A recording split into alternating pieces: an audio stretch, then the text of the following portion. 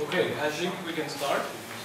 So my name is Holger, and as you can obviously read, I'm talking about EnergyStar. And my talk is divided into 4 main sections. The first one is about EnergyStar itself, a little bit of background information, then about the computer specification of EnergyStar with a focus on laptop computers, and then I will talk about the involved parties, about the advantages, disadvantages, things like that.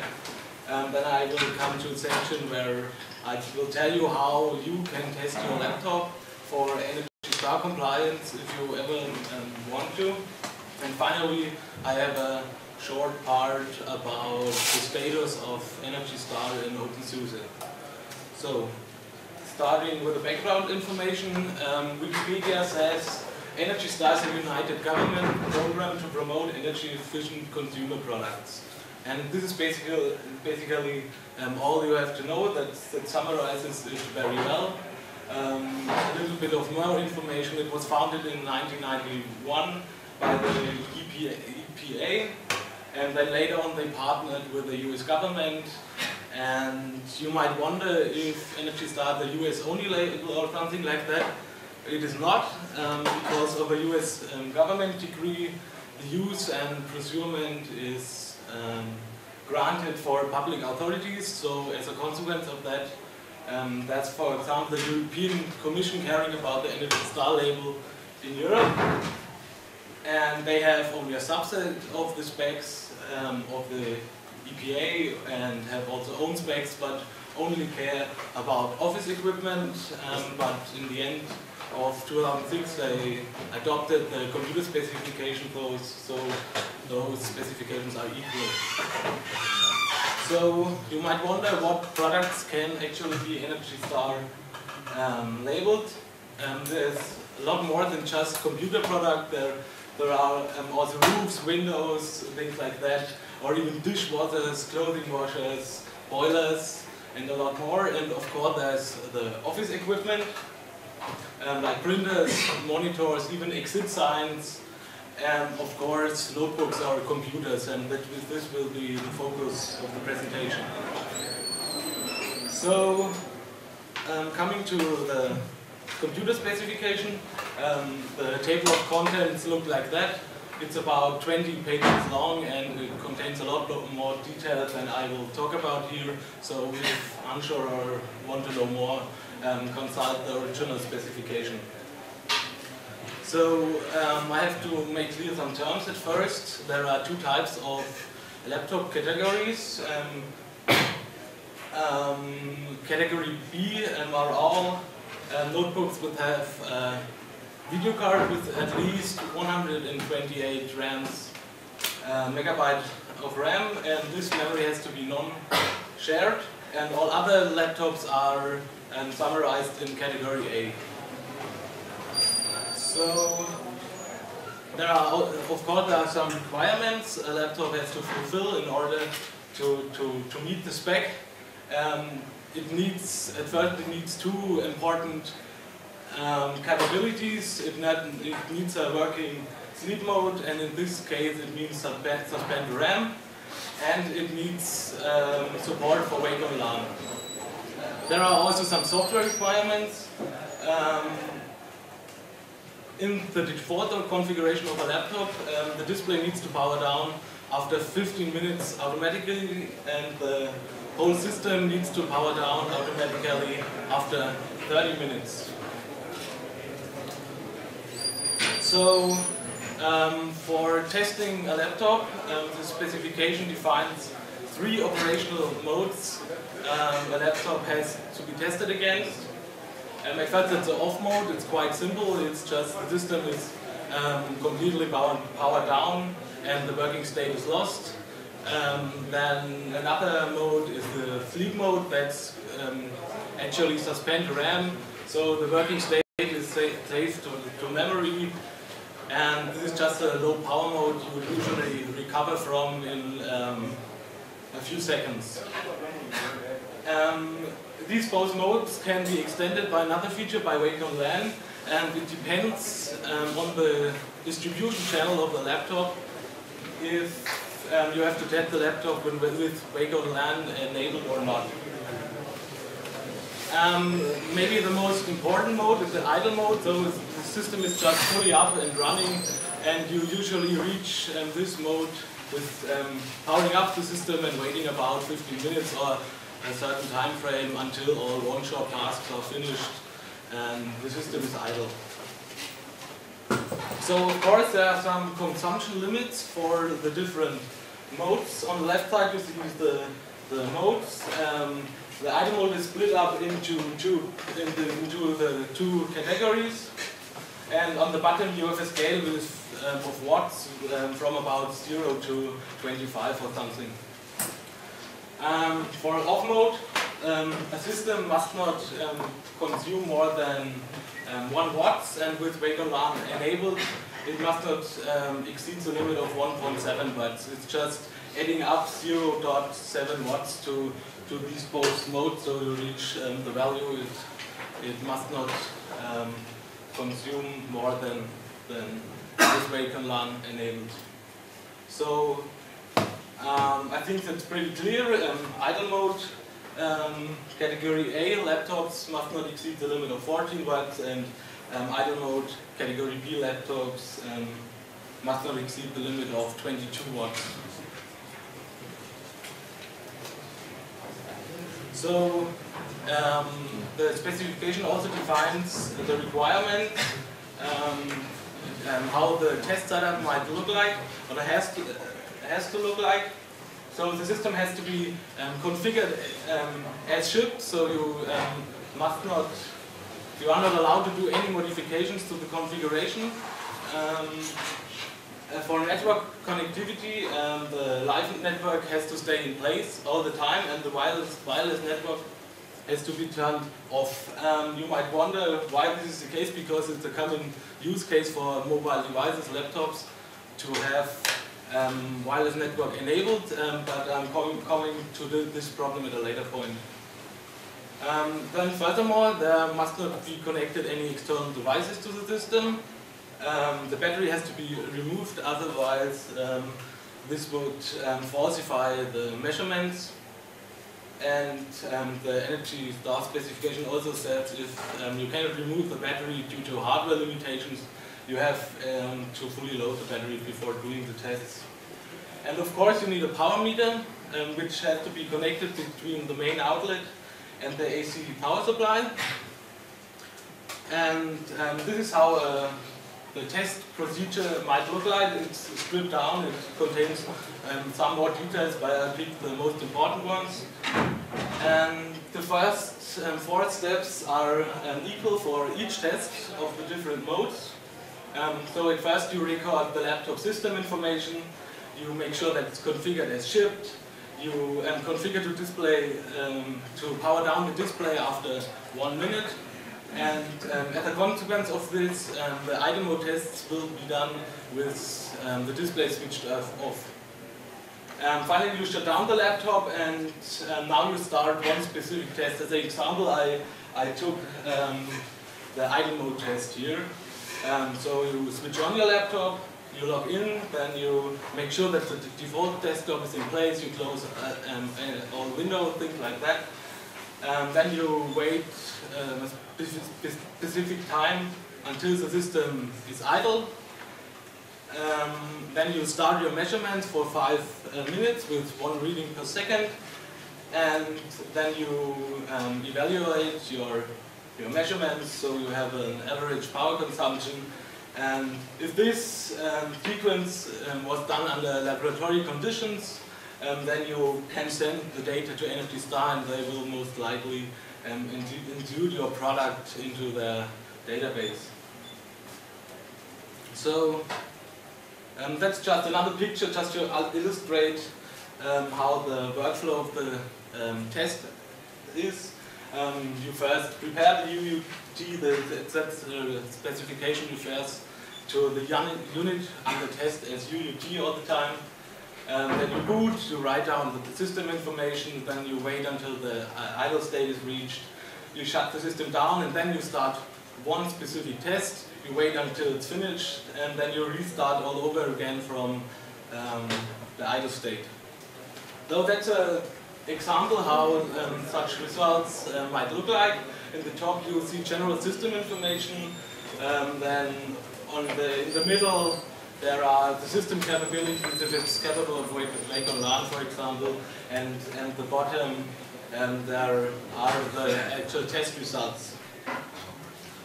So coming to the next section, what does you actually get, or what you might get when labeling something with EnergyStar? Of course, the users want to run their battery as long as possible, so this increases the mobility, and they might even save money, not to a huge extent, but maybe a little bit, and maybe they even have a good conscience when doing something good for the environment when buying EnergyStar products.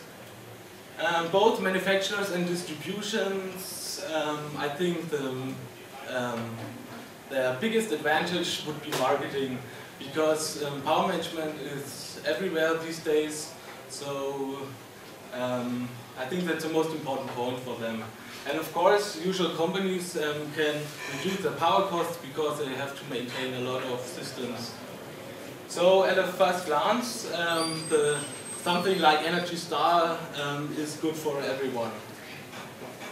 So what have the different parties actually to do to get an EnergyStar certification?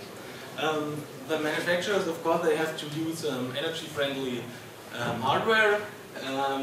They have to ship a good default BIOS configuration, and of course they need a good interface documentation for their hardware features, power management, so that kernel developers can make use of these hardware capabilities.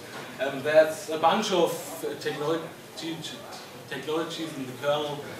Just picking some example like power management for USB or VLAN, or something like tickless and DynTics, or frequency scaling. Then there are desktop applications, or the desktop developers.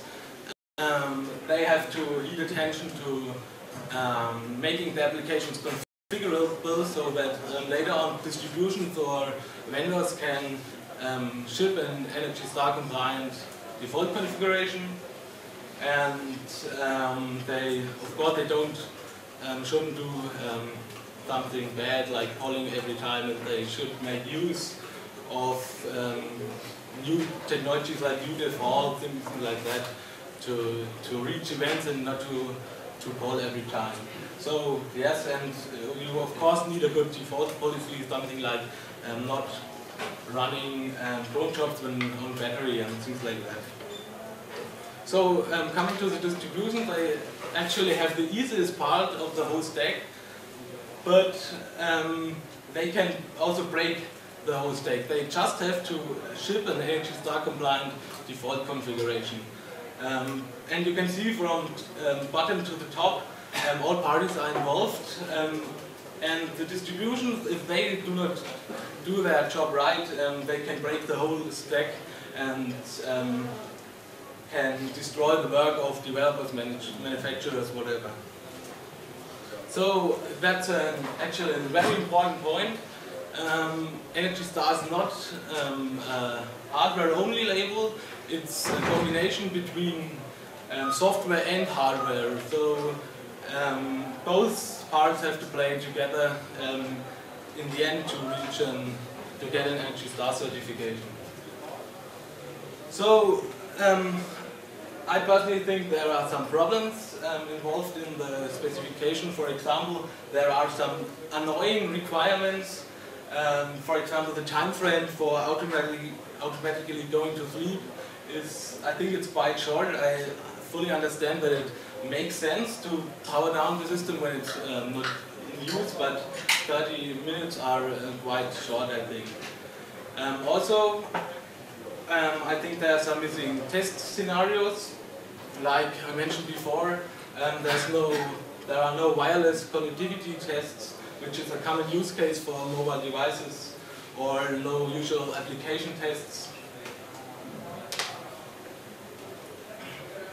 like mail browsing, something like that.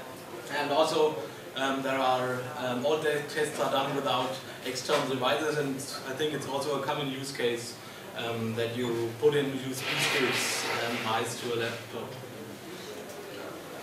So, and as mentioned before, this combination of software and hardware makes it quite hard, because all different parties need to cooperate, and well, that's not always easy. So there are currently only a few laptops with EnergyStar label, and even less with Linux, running Linux. A prominent example which is EnergyStar certified is, for example, one laptop per child. You can find it in the product database. So is it accepted? Not yet, I think, in parts in regard to laptops or computers. I personally have seen very less EnergyStar certified laptops. But the vendors and manufacturers start to work on that, and it brings more and more recognition. So now I'm coming to the part where I'm showing how you personally can give it a test and check if your laptop could be EnergyStar compliant. There are two scenarios. The first one a good one, and it's also the one which meets the spec. For this setup you need two computers. One is the unit under test, so the laptop you want to test. And a second, you need a system recording the measurement values, because otherwise, if you would do the tests on the system itself, this would falsify the results of the measurements. Of course, you need an ampere meter. The ampere meter has also to fulfill certain requirements, but I left that out here. Then on the recording system, you need a measurement software. I picked QT-DMM. It was the only thing I found which meets all the requirements. And finally, you need a script to evaluate the data from QT-DMM. You might wonder where the script and where do you get the script from. I'm coming to that later on. So that is just a picture to illustrate this. You have the one laptop you want to measure on the left side. On the right side you have the recording system with software running, and in between you have the ampere meter. And after doing one test, you export the data from QT-DMM, and you execute the script, and so you get the average power consumption. So that's also the bad scenario, and that's really just for fun if you want to give it a very quick glance. So in this case, you just read the battery drain from a file system, proc, FS or SUSE-FS. So for this setup you have to keep the battery in place and disconnected from power source. And then you need a script for monitoring the battery drain, or you can also use tools like PowerTop, but they already give you, maybe they give you too much overhead already, so it's too, yeah. Of course you can only do idle mode testing, and at the bottom you see an example how you can do it. I just measured for 5 seconds here. So where to find all this information? There's a wiki page on openSUSE.org, and it contains a detailed guide how you can measure your laptop. It also has a result sheet template where you can fill out all your values, and you can also find the scripts which are used there. And this is a central point where I will put more and more information in the future. And of course, that's the homepage of the measurement software. So, coming to the last point, is openSUSE ready?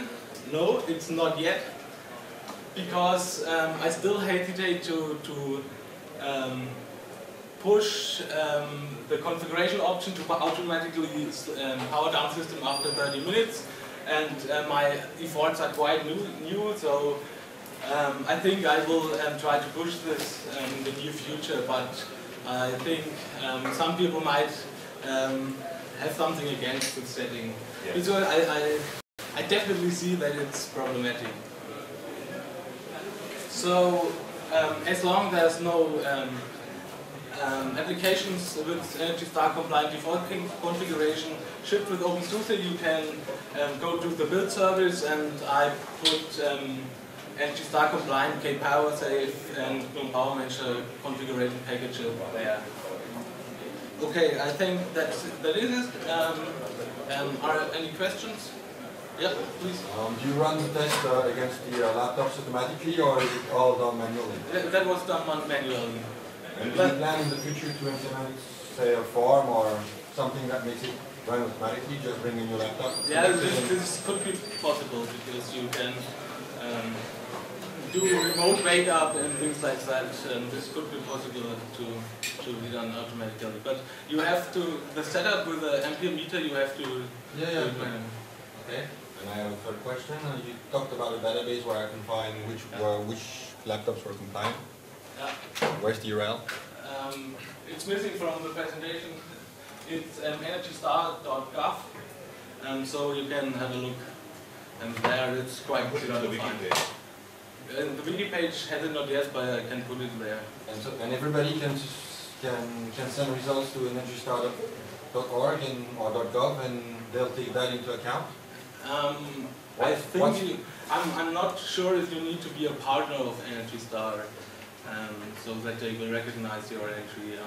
So if, for example, openSUSE would like to have a list of all registered computers that are known to be EnergyStar compliant, where you can get the label for them if they ship with openSUSE, you'd probably first need to have the community send back the results to you, and then you would send it to.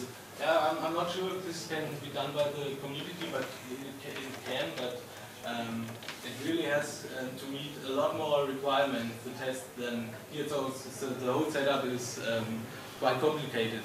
So globally, you would get that from large manufacturer willing to. Or from software vendors from the. It's currently worth noting there are only 217 laptops shipping within the European Union that are EnergyStar compliant. Okay. No, low numbers. Yeah. Were the changes you made to K-Power Save just configuration changes? It's just configuration defaults. Okay, so we should just put that upstream. Yeah, maybe. Yeah. No, I don't want the systems to go to sleep after 30 minutes. I think that's a stupid requirement. So that's when you get it. That's after the first install. There's nothing preventing you from doing it. And you see on the market side that they can ship with a label saying EnergyStar. It might be in the development. Basically, I think if a hardware vendor, they don't have hardware vendor puts the sticker on. They want it. What's the definition of idle? Is playing a movie considered idle? Or Idle does mean powering up, closing all applications, something like browser, closing it, and just doing nothing. Okay. Yeah, no applications are running. Or it's just maybe you have default applications in the panel, and it's like shift. Okay. But why not power down then in like 5 minutes? Because there is nothing being done on that machine. It does nothing. There is nobody on the keyboard and it does nothing. There is no program running. Hence it can power down. It can go into sleep mode in like 5 minutes because it can wake up from sleep quite fast. It can, yes. Why not 5 minutes? Because it's not doing anything. Yeah, maybe you're running on an IRC client somewhere, so your network goes down. You always. Sure. But then it's the definition of idle. Yeah. If there is a network connection, then it's not idle. It's doing something.